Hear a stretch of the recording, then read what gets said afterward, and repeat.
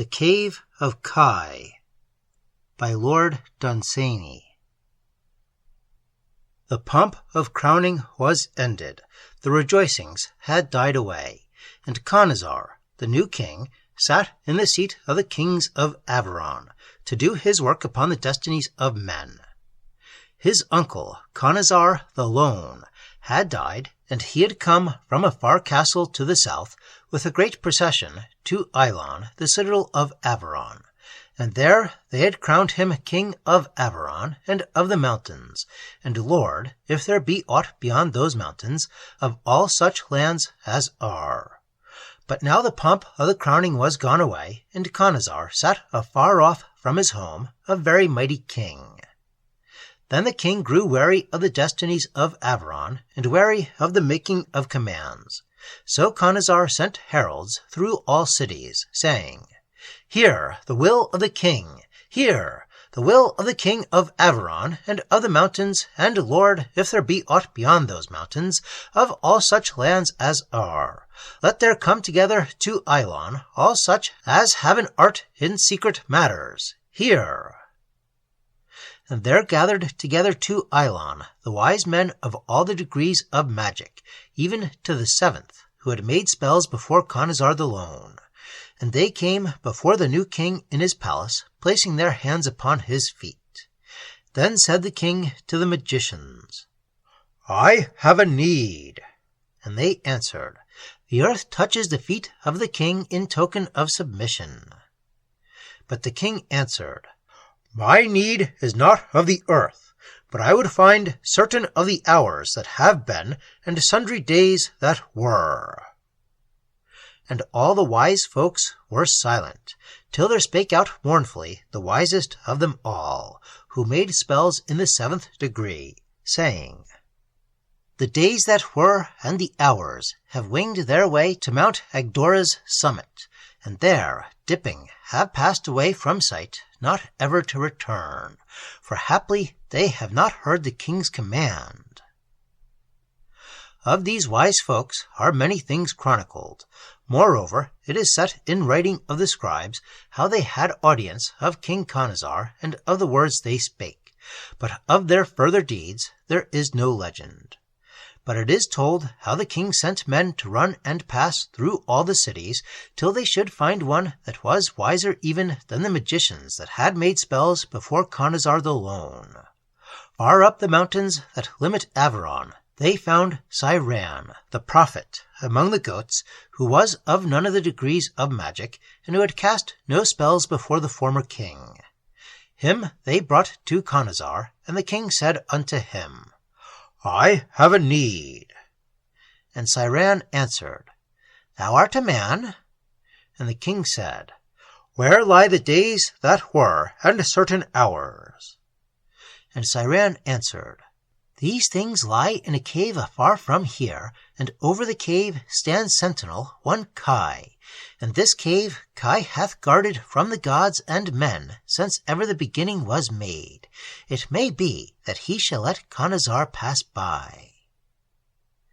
Then the king gathered elephants and camels that carried burdens of gold, and trusty servants that carried precious gems, and gathered an army to go before him, and an army to follow behind, and sent out horsemen to warn the dwellers of the plains that the king of Averon was afoot.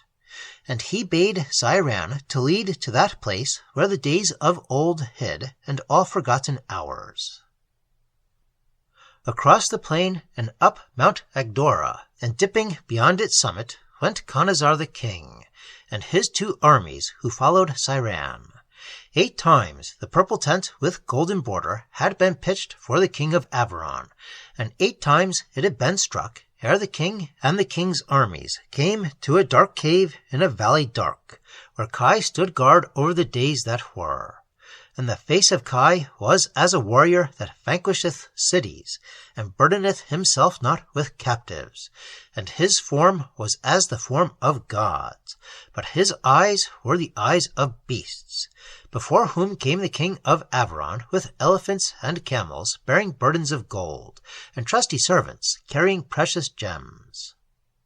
Then said the king, "Yonder behold my gifts.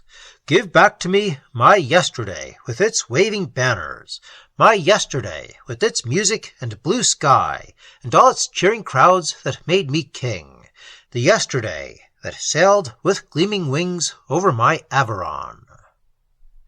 And Kai answered, pointing to his cave, Thither, dishonored and forgot, thy yesterday slunk away, and who amid the dusty heap of the forgotten days shall grovel to find thy yesterday? Then answered the king of Averon and of the mountains, and Lord, if there be aught beyond them, of all such lands as are. I will go down on my knees in yon dark cave and search with my hands amid the dust, if so I may find my yesterday again and certain hours that are gone. And the king pointed to his piles of gold that stood where elephants were met together, and beyond them to the scornful camels. And Kai answered, The gods have offered me the gleaming worlds, and all as far as the rim, and whatever lies beyond it, as far as the gods may see, and thou comest to me with elephants and camels. Then said the king, Across the orchards of my home there hath passed 1 hour whereof thou knowest well, and I pray to thee, who will take no gifts borne upon elephants or camels, to give me of thy mercy 1 second back, 1 grain of dust that clings to that hour in the heap that lies within the cave. And at the word mercy, Kai laughed, and the king turned his armies to the east.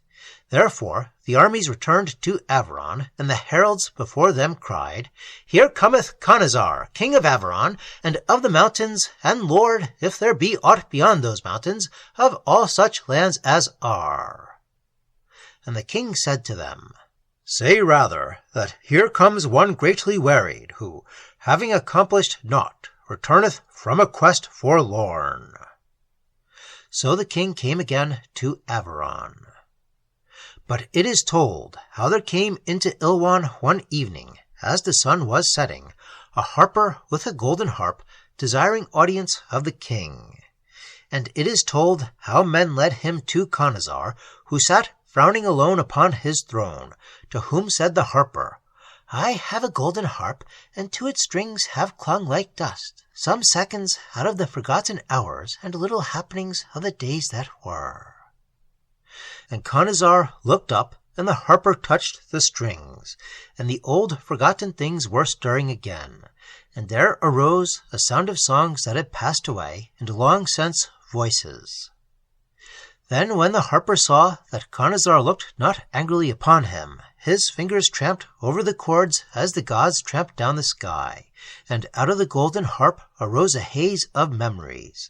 And the king, leaning forward and staring before him, saw in the haze no more his palace walls, but saw a valley with a stream that wandered through it, and woods upon either hill, and an old castle standing lonely to the south. And the harper, seeing a strange look upon the face of Conazar, said, Is the king pleased who lords it over Averon and the mountains, and, if there be aught beyond them, over all such lands as are? And the king said, Seeing that I am a child again in a valley to the south, how may I say what may be the will of the great king? When the stars shone high over Ilwan, and still the king sat staring straight before him, all the courtiers drew away from the great palace, save one that stayed and kept one taper burning, and with them went the harper. And when the dawn came up through silent archways into the marble palace, making the taper pale, the king still stared before him, and still he sat there when the stars shone again clearly and high above Ilwan. But on the second morning the king arose and sent for the harper, and said to him, I am king again, and thou that hast a skill to stay the hours, and mayest bring again to men their forgotten days, thou shalt stand sentinel over my great tomorrow. And when I go forth to conquer Ziman-ho, and make my armies mighty, thou shalt stand between that morrow and the cave of Kai. and haply some deed of mine in the battling of my armies shall cling to thy golden harp, and not go down dishonored into the cave. For my tomorrow, who with such resounding stride goes trampling through my dreams, is far too kingly to herd with forgotten days in the dust of things that were. But on some future day, when kings are dead and all their deeds forgotten, some harper of that time shall come, and from those golden strings awake those deeds that echo in my dreams, till my tomorrow shall stride forth among the lesser days and tell the years that Khanazar was a king. And answered the harper, I will stand sentinel over thy great tomorrow, and when thou goest forth to conquer Ziman-ho, and make thine armies mighty, I will stand between thy morrow and the cave of Kai, till thy deeds and the battling of thine armies shall cling to my golden harp, and not go down dishonored into the cave, so that when kings are dead and all their deeds forgotten, the harpers of the future time shall awake from these golden chords those deeds of thine. This will I do. Men of these days that be skilled upon the harp tell still of Khanazar, how that he was king of Averon and of the mountains, and claimed lordship of certain lands beyond, and how he went with armies against Ziman-ho, and fought great battles, and in the last gained victory, and was slain. But Kai, as he waited with his claws to gather in the last days of Khanazar, that they might loom enormous in his cave, still found them not, and only gathered in some meaner deeds, and the days and hours of lesser men, and was vexed by the shadow of a harper that stood between him and the world.